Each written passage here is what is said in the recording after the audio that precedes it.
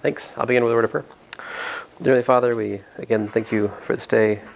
Thank you for the break, which is about to start. Help us to use the time that remains wisely, just to glorify you, Lord, in what we do. In your name I pray, Lord Jesus. Amen. All right, so let's solve this quiz right quick. A dot B is 10 times minus 1 plus 4 times 3, otherwise known as 2. To find the angle between A dot B, I need to calculate, basically I'm using the formula A dot B is equal to AB cosine theta. Now here A is equal to square root of 100 plus 16, and B is the square root of 1 plus 9. So that tells me that the cosine of theta is okay, again it's A dot B divided by A times B, which in this case is 2 divided by the square root of 10 times the square root of 116. So theta should be the inverse cosine of 2 divided by the square root of 1,160, I suppose. I mean, the arithmetic I just did there is totally optional and really beside the point. I'm just making myself less calculator work, that's all. So, what do I got? Let's see here. And you said 86 degrees? 86.6. Yes, 86.6. Let's see if I agree with you. Let's see here. Indeed, 86.63 degrees. Approximately, of course. And, all right, so then what's the magnitude?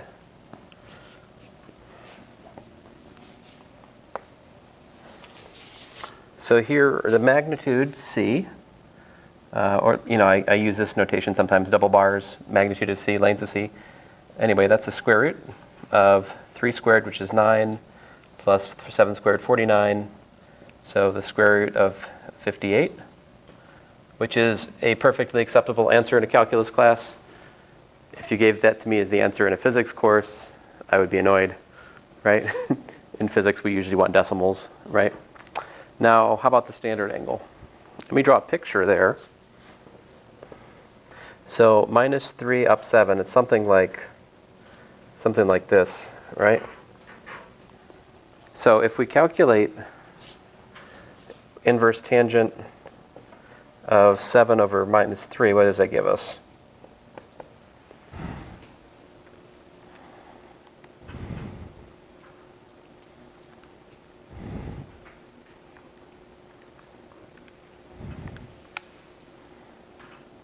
Minus, right? Minus 66.8 degrees. So that implies that the standard angle, in fact, is that plus 180. So 113.2 degrees.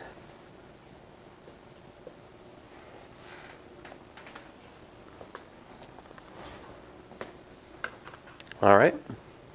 Which makes sense, right? I mean, if you look at where it is, that seems about right, right?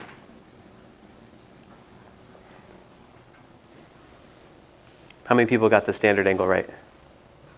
Yay! Very good, very good. What's that?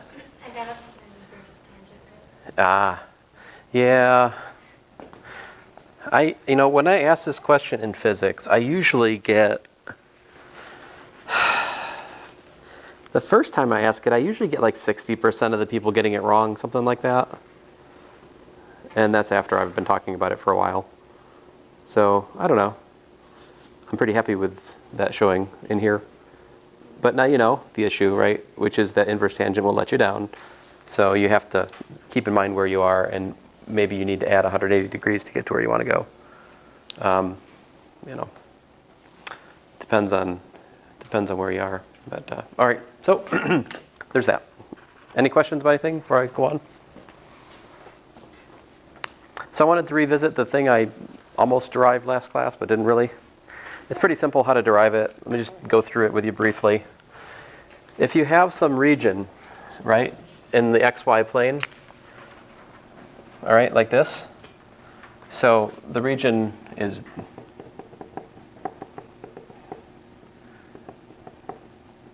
you know, when I was a grad student, we had these things called chalkboards. They were magical things. You could do this thing called shading on them. It was amazing. I miss those days. No chalkboards anywhere here. My closest thing I can do. Anyway, so after I've given it the green measles. So that area, I want to know what that area is. The thing about this area is it has some kind of polar description, right? Like, you can say theta 1 is less than or equal to theta is less than or equal to theta 2 for every point in the region, right? And we can also describe the radius as being bounded by these two functions, rho 1 and rho 2. All right? This is rho. All right? So if you think about this shape, you can chop it up into slices, right? Like sectors, actually. And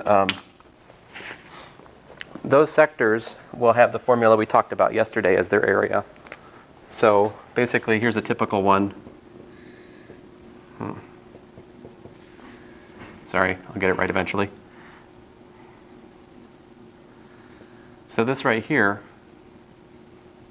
right, if you can shrink it down small enough, the area from that slice, the little bit of area, would be 1/2 the change in theta, right? Oh, sorry. Try that again here. 1/2 of rho 2 squared minus rho 1 squared times the change in theta. Sorry, this marker is done. Yeah, it was closer than usual lately.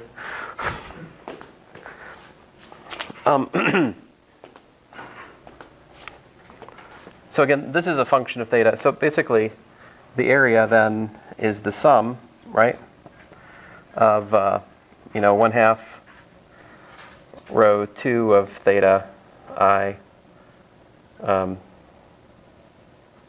squared minus. Now, do you see why I'm taking the difference of the squares? Does that make sense in terms of our discussion yesterday?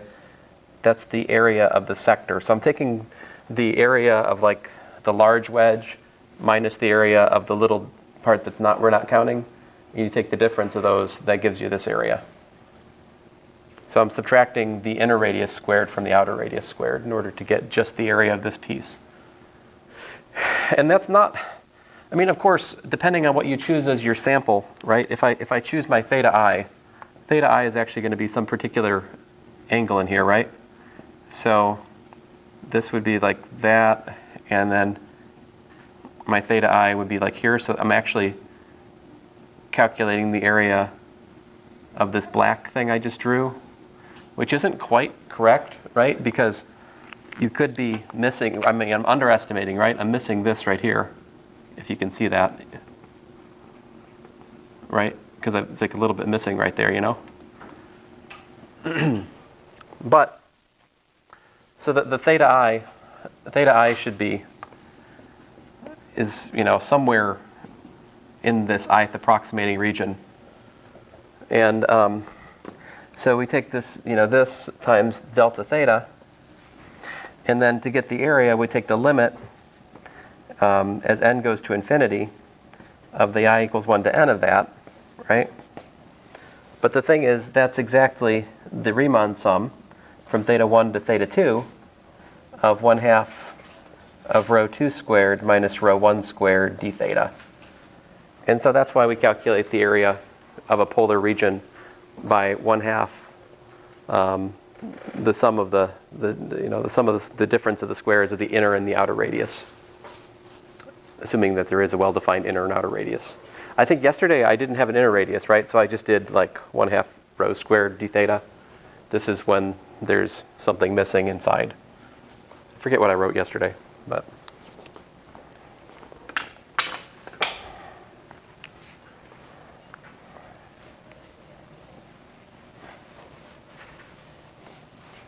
Let's look at an example.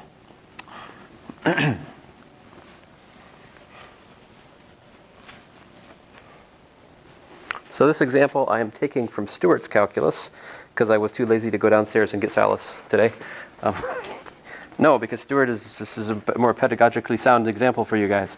It has nothing to do with my laziness. I mean, they're all good examples, but here's a good example.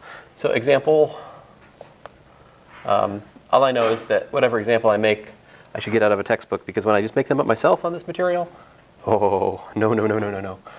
Bad things will happen. So we have r equals 3 sine theta, and we have r is equal to 1 plus sine theta. We are asked to calculate the area of the region that lies inside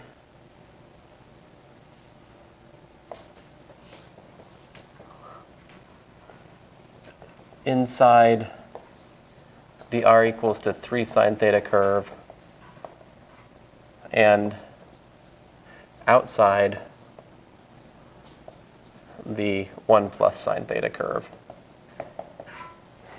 In other words, in between these curves.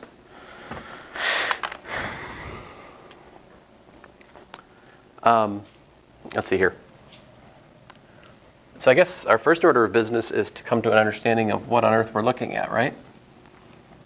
So we need to graph these, don't we?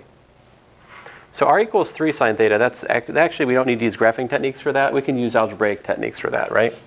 Like r equals to 3 sine theta. So my first goal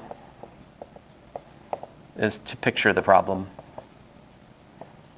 All right? Sometimes that picture is given to you, right? But I think it's useful for us to find it for ourselves here, because we don't have enough experience yet with that. So our first goal is to picture the problem. Once we've pictured the problem, then to find the area, we have a simple prescription. We just take this integral, right? So let's see here. Do what? How about we multiply by r?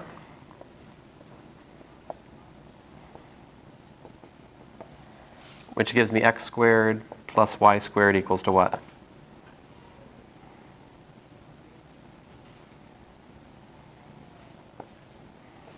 Three y, right?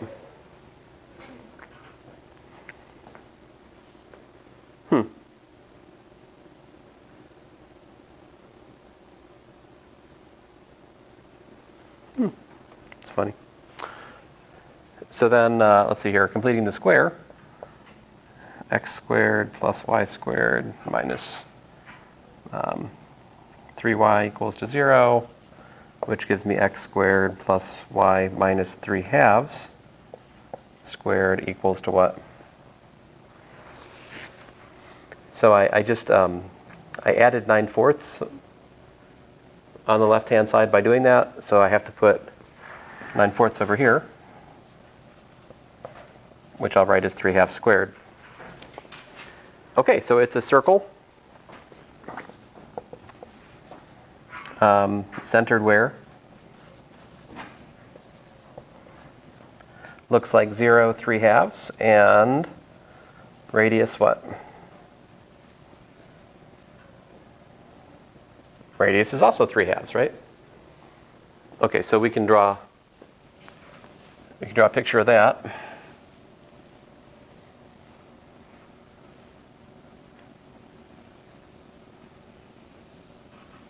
Roughly speaking.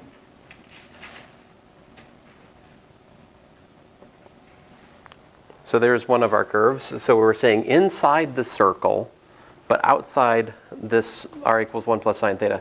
Now r equals 1 plus sine theta, what I suggest we do for this is to graph this in the polar plane, all right? 1 plus sine theta. So here's theta, here's r. What's 1 plus sine theta look like? You take the sine theta graph, right? And you shift it 1 unit up. So here's 1. So it starts here, like that, roughly speaking. So here we're at pi, 2 pi, 3 pi over 2, pi over 2, right? And I can follow some points there, right? Like, let's see here. Theta equals to 0. I'm at radius what? 1, right? So I start at theta equals to 0 at radius 1, which is like about here. right? And then pi over 2, where am I? My picture's not very good. You know, this is not very to scale, but that's 2. Okay? My sign graph is questionable at best. So the point is, at theta equals to pi over 2, which is geometrically here, we're at 2. Now, this is 3/2. This up here is 3, right? So 2 is about right here. Okay? And then when we get to pi, we're back at 1 again, which means we're about here, right? So you kind of have a sense of what's going on here. We're going that's part of it, right? And then what happens?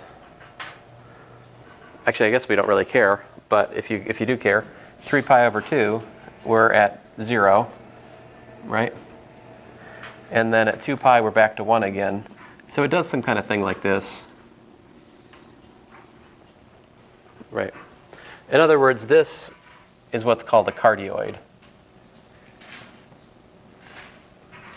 Kind of looks like a heart. All right? So we're asked to calculate the area between these curves. Where is that? You can see it maybe, right? It's right here, right? So, no? Oh, I'm an idiot. Thank you. So it's out here, right?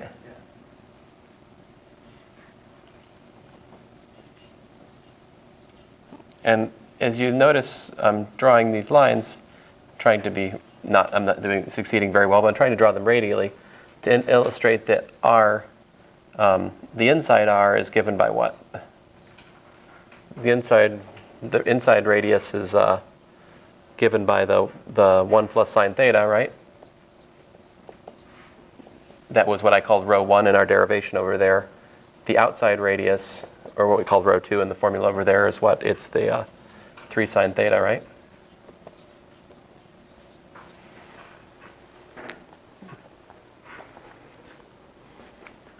Personally, I think this is the hard part. Sometimes students will come up like, I can do the integration. I just have trouble setting it up. The setting up part is where most of the difficulty is. Yes, this is true. Okay, so now we go back to how we calculate area. So the area is going to be O. Well, see, now we got to figure out, right? Oops, I tried. This is my theta 1, right? And this is my theta 2. I need to figure out those in order to set up the integration, right? I mean, after that, it's easy. It's 1/2 parentheses 3 sine theta quantity squared minus the inside radius squared, 1 plus sine theta quantity squared. But I gotta put in those bounds. What are the? How do you find the bounds? Set them equal. Very good, very good. So it's just where.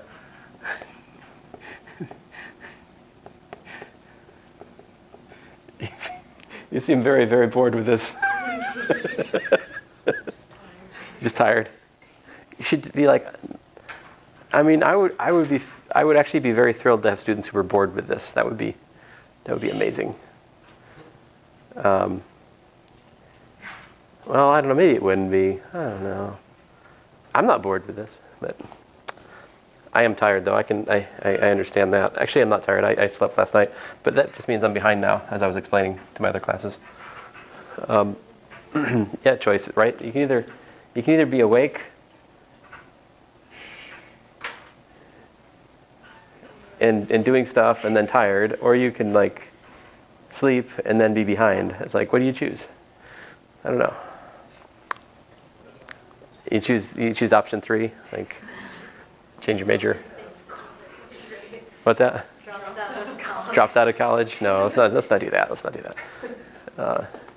You guys are taking this class, so you're probably in some major which actually will will lead towards gainful employment and a meaningful career. If you were taking a different course in a different major, I might say, yeah, save your money. But elementary school teacher? That's a laudable goal. Although I might ask, why on earth did you want to do that? But have you met many children? No. Sorry, I have children. They're okay. Let's see here.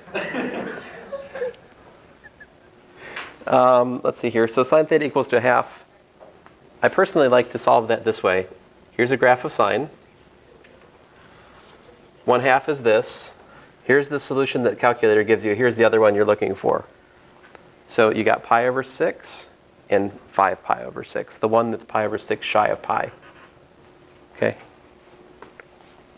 So we're integrating from pi over 6 to 5 pi over 6. Now, if you want to, we could use a symmetry argument here. Let's use a symmetry argument. What's a good symmetry argument to use here?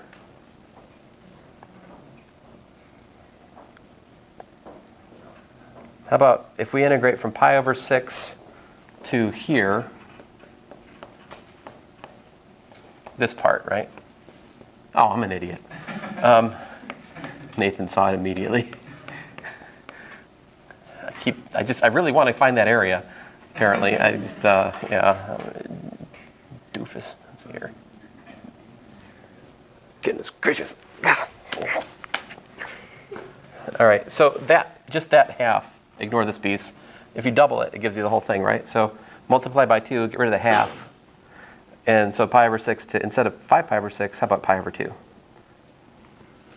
And so that's just using symmetry to double it. And then this, of course, I have to square out. I mean, that gives me 9 sine squared. And then minus, I'll put parentheses, 1 plus 2 sine theta plus sine squared theta.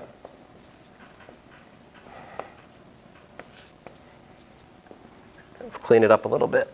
This is the integral from pi over 6 to pi over 2. And that's going to give me an 8 sine squared theta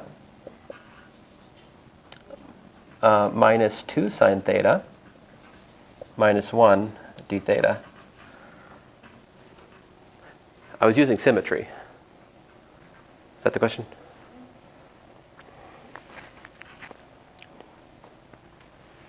And we know how to integrate that, right?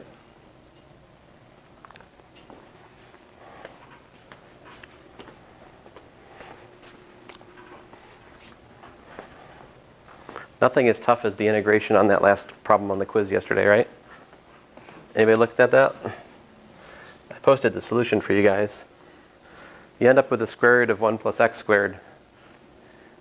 That's a trigonometric substitution.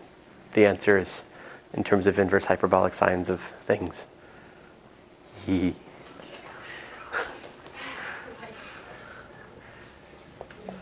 Well, you guys know that stuff already from earlier this semester, remember? You're like, I thought we were done with that. Why are you bringing that up again? Am I right? Here. How dare you? Sine squared is what? Oh, that would be easier. Yeah, but wrong. 8 sine squared is what? Sine squared is 1/2 of 1 minus cosine 2 theta. So the half gives me a 4 minus 4 cosine 2 theta. That's my 8 sine squared term. And then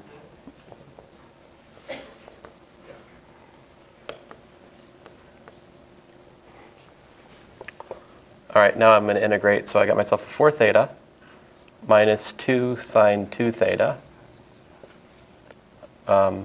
plus 2 cosine theta. Why didn't I subtract the, why didn't I, what the, oh, yeah, these can combine, right? That's 3, right? Sorry. Yeah.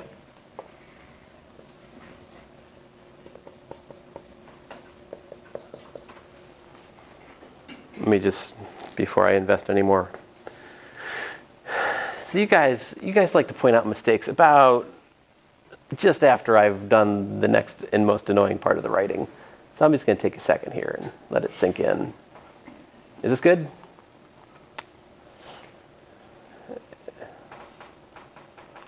Eight over 2 is 4. I think we're good there. Cosine 2 that is. If we differentiate my antiderivative, do we get back to the integrand? I think so. Derivative of cosine minus sine. I think we're good. All right, so let's plug it in. 3 times pi over 2 minus pi over 6. I like to do them term by term. It's easier that way. Minus 2 times the sine of pi. Well, that was a stupid waste of my writing. Plus 2 times the sine of 2 pi over 6. Plus 2 times the cosine of pi over 2. Minus 2 times the cosine of pi over 6.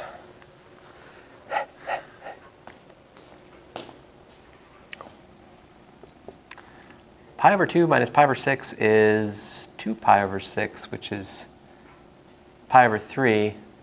That's pi. That's pi. Because it's pi over 3 times 3. Sine of pi is 0. Right?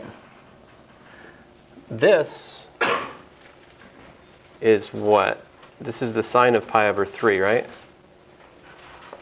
What's the sine of pi over 3 equal to? What would I do? Pi over 2 minus pi over 6 is pi over 6, right? 2 pi over 6. Oh, Yeah, yes. so it's pi. But you notice that sine of pi over 3 is equal to the cosine of pi over 6, is it not? Because these are both equal to the square root of 3. Am I right about the square root of 3 over 2? Yeah?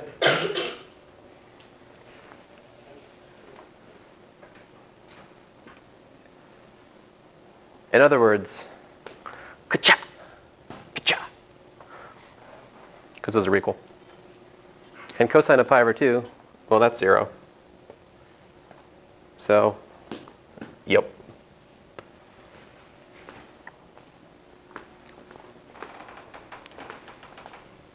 If you were to, Oh, phew, this is what Stuart got as well. All right, good. Yep. if you were to do the area inside like you're talking about, Ah, you'd have like a weird mess because it's accounted for by the angle that you started at. if you want, yeah, what would the area, oh, the area inside? Yeah. But else, like Oh, black circle but below the red. yeah. Oh, that's easy to calculate though, right? Yeah. So the area, let me make it purple. This area, call it A2.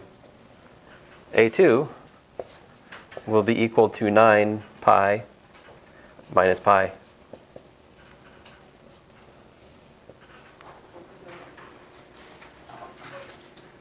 Wait a minute, did I do that wrong? I did that wrong. I should say 9 pi over 4, I believe.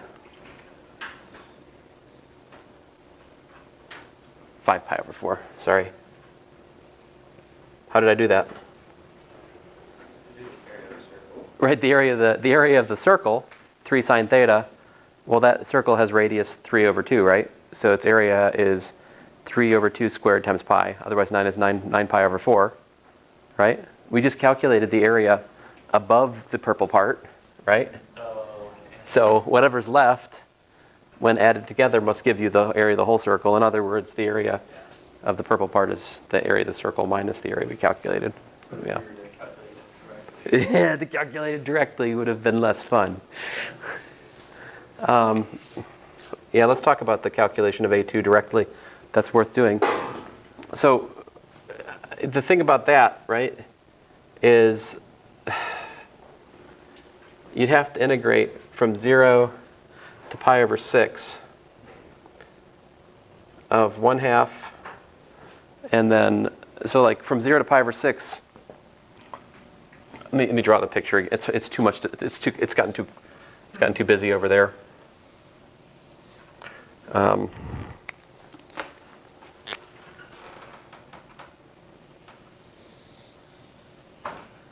So basically, from 0 to pi over 6, like in here, if you look at it, the inner radius is 0, right?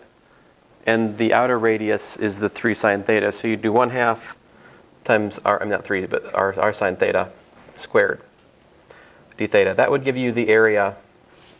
That would give you the area of this piece. Just this little sliver. Then, to get this piece,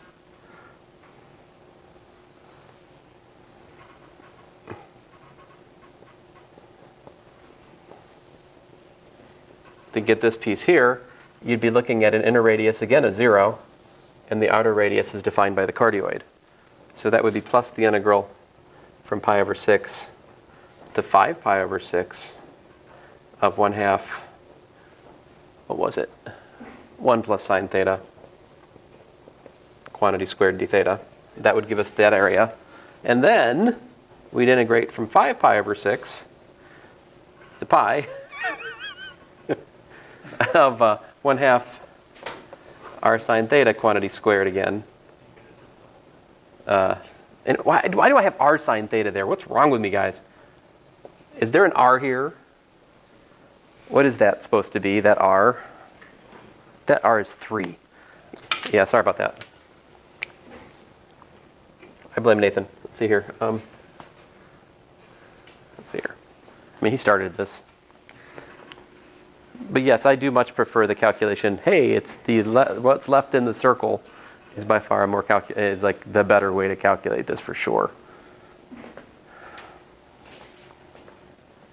But you know, all of the nastiness that was present calculating areas between curves like y equals f of x and y equals g of x, the fact that when like one curve goes below the other and the other one goes above and they like crisscross, you got to break it up into pieces because sometimes the top is the bottom, sometimes the bottom is the top.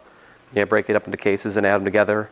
All that stuff can still happen here in the world of polar areas, right? That's why it's so important to picture the problem so you don't trick yourself, right? Any questions?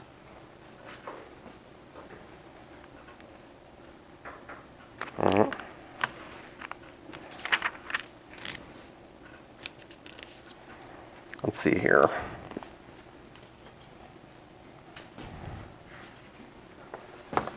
Find the area enclosed by r equals 2 sine theta.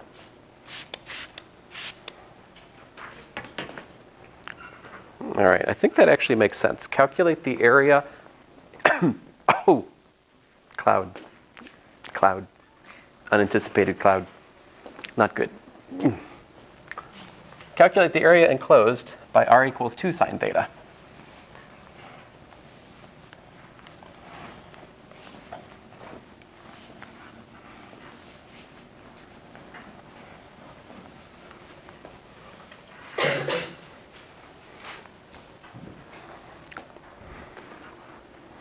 By the way, what's up next past this is using polar coordinates to parameterize curves.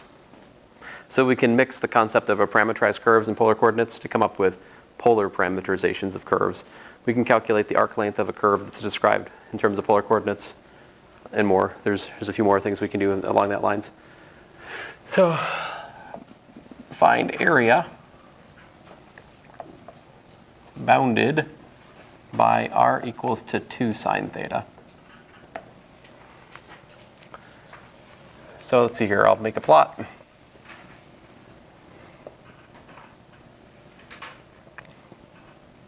Two sine theta looks something like this, right?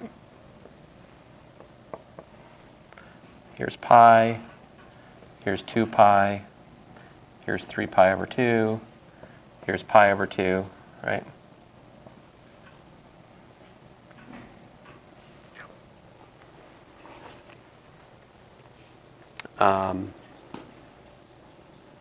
Oh.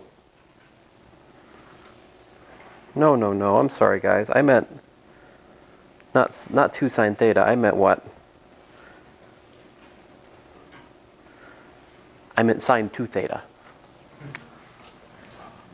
Excuse me. You're like, r equals 2 sine theta is a circle. Yeah. So that's dumb. Yeah, you got me. So sorry, blah, blah, blah, blah, blah, blah, blah. You want me to finish it? That's all, folks, but I'm not going to do that. Not just yet. Let's see here. We're getting there. We're not there yet, though. Theta. So here's 2 pi. And that's actually pi over 4. This is pi over 2. This is 3 pi over 4. This is our old friend pi. This guy is...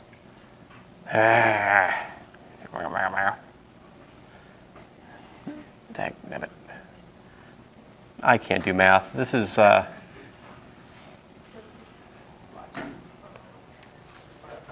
Thank you. And what does that make these? Well, more importantly, what's this here? 7 pi over 4. All right.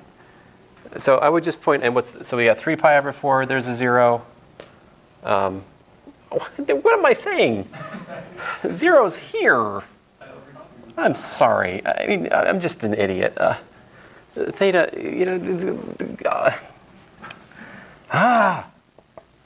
I'm having great difficulty graphing sine of 2 theta. What's wrong with me? So the point is, there are zeros where at 0, pi over 2, right? At pi, at, that's 3 pi over 2.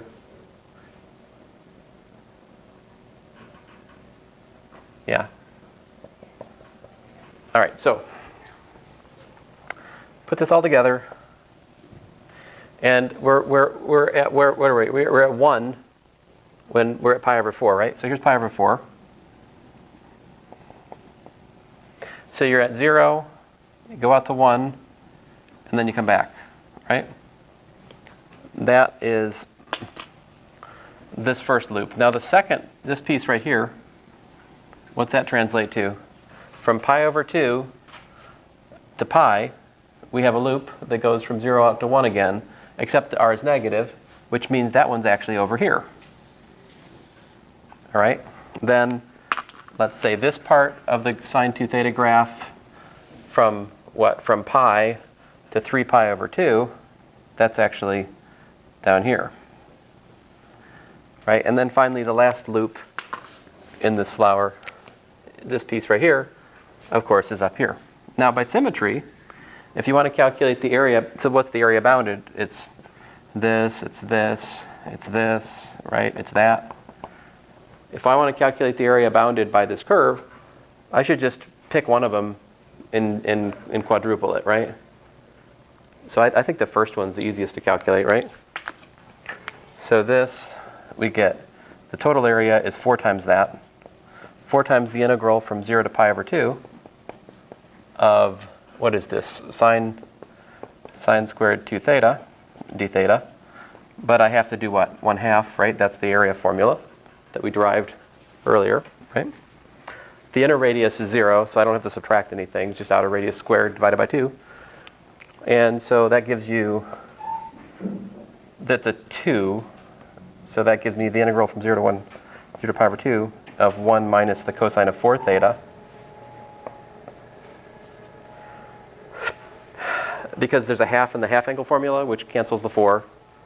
And so that gives us theta minus 1/4 the sine of 4 theta, evaluated from 0 to pi over 2. I'm trying to think here. What's the sine of 4 times pi over 2? I mean, what's 4 times pi over 2 is what? 2 pi? Sine of 2 pi? 0, right? So this thing is kaput. And pi over 2. So there you go. The area bounded by sine 2 theta is pi over 2. That's the area in these 4 petals. So every petal has how much area? What, 1/4 of that, right? So pi over 8 area in each petal. I like this one more than the last one. This example was much more fun. Yeah, anyway. I hope you see that I'm bouncing back and forth between 2 ideas for graphing, right? The one is that we can take the curve we're given and convert it to something we know in Cartesian. I'm really only going to do that when I see it's a circle, right? Then pretty much if it's anything else, I'm going to draw the r theta graph and use that to come up with the xy graph is the method. Or you have technology, but that's not the test, so yeah. Thanks, guys. Unless you want to take home.